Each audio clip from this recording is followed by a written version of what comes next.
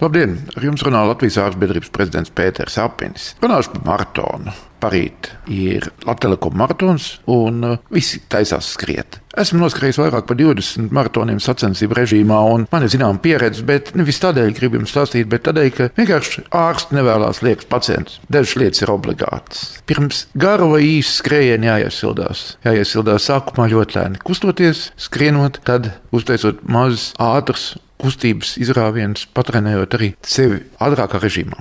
Otrs, pirms jebkura maratona jāiztaipa visi muskuļi, kājām, rokām, mugurai, jāiztaipa arī būtiskās saites. Trešais, pats būtiskākais maratonā tomēr ir lietot šķidrumu. Es iesaku lietot izotonisku šķidrumu. Sporta dzērieni izotoniski, pieejami ļoti viegli, viņi nav pārāk dārgi Latvijā. Ja jums nav pašam šādu dzērienu, tad visvienkāršāk ir paņemt vīnogu sulu un sašķēdīt attiecībās 1:3 ar ūdeni. Dzersiet stundu pirms starta noteikti, pusstundu pirms starta noteikti, 20 minūtes pirms starta noteikti. Es negribu teikt, ka jums ir daudz jādzer, bet jums ir jāatjauno šķidruma resursi priekš jūsu skriešanas. Un jums ir jābūt gataviem dzert skriešanas laikā. Neatkarīgi no tā, vai jūs skrieniet 5, 10 vai 42 km.